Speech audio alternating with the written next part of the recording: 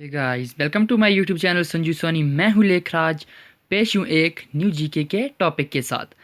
आज political science से related topic लेकर आया हूँ। आज बात करेंगे कि संसदीय शासन प्रणाली क्या होती है, भारतीय एवं ब्रिटिश संसदीय प्रणाली में अंतर क्या है। ठीक है, इसके ऊपर आज डिटेल से डिस्कशन होगी। So a lot to know, a lot to discuss. As always let us start. तो सबसे पहले बात करते हैं कि पार्लियामेंट्री सिस्टम होता क्या है। ठीक है, संसदीय व्यवस्था है, आखिर वो है क्या। तो अगर मैं संसदीय शासन व्यवस्था की बात करूं तो यहाँ आपको कार्यपालिका अपने कार्यों के लिए संसद तथा विधानमंडल के प्रति उत्तरदायी मिलेगी। ठीक है, जो आपकी कार्यपालिका है और विधान पालिका है उनके बीच एक घनिष्ठ संबंध देखने को मिलता है। यह इसकी सबसे बड़ी विशेषता है।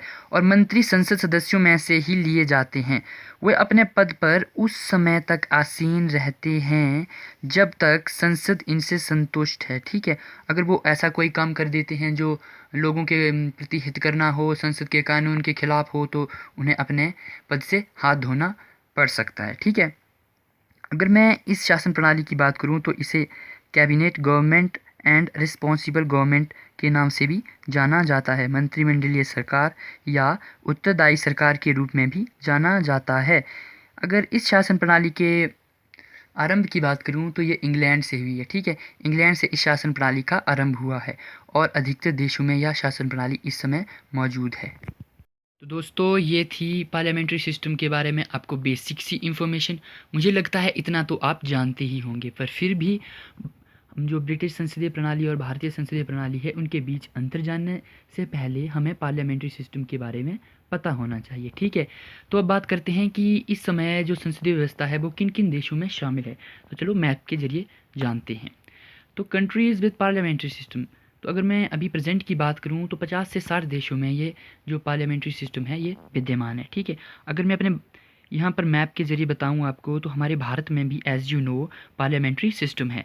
अगर मैं यहाँ बात करूँ तो ऑस्ट्रेलिया, ठीक है, ये ऑस्ट्रेलिया का मैप है, ऑस्ट्रेलिया में भी पार्लियामेंट्री सिस्टम है। ठीक है, यहाँ बात करें यूरोप में तो यूरोप में आपको स्विट्ज़रलैंड में देखने को मिलेगी, आपको यहाँ पर इंग्लैंड में देखने को मिलेगी, यहीं आपको साथ में आयरलैंड में देखने को मिलेगी, स्विट्ज़रलैंड, यूरोप। ठीक है, अगर मैं यहाँ डेनमार्क की बात करूँ तो डेनमार्क में भी पार्लियामेंट्री सिस्टम है। ठीक है, अगर मैं यहाँ इस कॉन्टिनेंट की बात करूँ, अमेरिका के कॉन्टिनेंट की बात करूँ तो यहाँ पर भी आपको पार्लियामेंट्री सिस्टम देखने को मिलेगी जो कनाडा में है। ठीक है, तो ये थी कुछ कंट्रीज़, मेन कंट्रीज़ जहाँ पर आपको पार्लियामेंट्री सिस्टम देखने को मिलती है।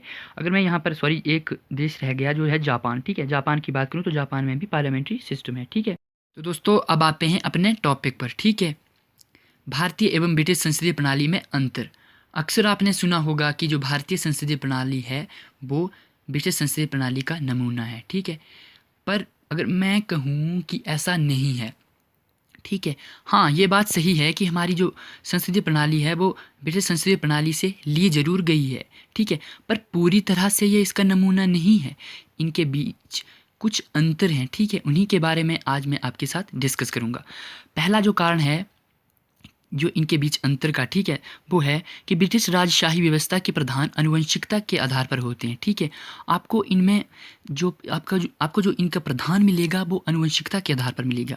परंतु अगर मैं भारत की बात करूं तो भारत में आपको ऐसा नहीं मिलेगा। भारत में जो राज्य का प्रधान है, जो राष्ट्रपति हैं, ठीक है, उनका चुनाव होता है, वो निर्वाचित होते हैं। ठीक है, ब्रिटेन जैसा नहीं है यहाँ पर। ठीक है, अगर मैं दूसरे कारण की बात करूँ तो यहाँ पर संसद सर्वोच्च है। ठीक है, संसद को यहाँ पर सर्वोच्चता मिली है। ठीक है, पर अगर मैं भारत की बात करूँ तो भारत में ऐसा नहीं है। भारत में संविधान को सर्वोच्चता मिली है और न्यायिक समीक्षा और मूलाधिकार द्वारा संसद की शक्तियों पर प्रतिबंध लगाते हैं। ठीक है, मतलब बोलने का मतलब ये है कि हमारे देश में संविधान को सर्वोच्चता है और संसद को सर्वोच्चता नहीं है। ठीक है, पर ब्रिटिश व्यवस्था में संसद को सर्वोच्चता है। ठीक है, अगर मैं तीसरे कारण की बात करूं तो ब्रिटिश व्यवस्था में प्रधानमंत्री निचले सदन का ही सदस्य होना चाहिए, पर भारत में ऐसा नहीं है। भारत में प्रधानमंत्री जो है वो दोनों सदनों का सदस्य हो सकता है। ठीक है, अगर किसी भी सदन का है तो वो प्रधानमंत्री के पद के लिए उम्मीदवार बन सकता है। ठीक है, चौथे कारण की बात करूं तो ब्रिटिश में संसद सदस्य मंत्री के रूप में नियुक्त होते हैं। ठीक है, पर भारत में गैर संसद सदस्य भी अधिकतम 6 माह की अवधि के लिए मंत्री बनाए जा सकते हैं। ठीक है, पांचवें कारण की बात करूं तो ब्रिटिश में मंत्रियों की कानूनी जिम्मेवारी होती है, पर हमारे भारत में ऐसा कोई भी कानून नहीं है जो मंत्रियों को जिम्मेवारी देता हो, ठीक है, कानूनी जिम्मेवारी देता हो। इस ब्रिटिश जो संसदीय प्रणाली है, इसकी सबसे बड़ी खासियत बात यह है जो भारत को इससे अलग बनाती है, ठीक है, भारतीय व्यवस्था संसदीय व्यवस्था से अलग बनाती है, वो ये है कि यहाँ पर आपको शैडो कैबिनेट देखने को मिलेगी, ठीक है। जो विपक्ष का दल होगा वो अपनी एक कैबिनेट का निर्माण करेगा, ठीक है, जिसमें आपको प्रधानमंत्री भी देखने को मिलेगा, वित्त मंत्री भी देखने को मिलेगा, विदेश मंत्री भी देखने को मिलेगा। ये जो शैडो कैबिनेट होती है ये पक्ष दल की कैबिनेट पर निगरानी रखती है, ठीक है। अर्थात जो शैडो कैबिनेट का वित्त मंत्री होगा वो सत्तारूढ़ी वित्त मंत्री के कार्यों की समीक्षा करेगा, समय समय पर इसके कार्यों की समीक्षा करेगा। उसी तरह जो विदेश मंत्री होगा, उसी तरह जो प्रधानमंत्री होगा वो भी पक्ष दल के जो प्रधानमंत्री या वित्त मंत्री होगा उसके कार्यों की समीक्षा करेगा, ठीक है। तो दोस्तों ये था आज का वीडियो। आई होप यहाँ पर आपको कुछ जानने को मिला होगा। Thank you for listening and please subscribe my YouTube channel, please please.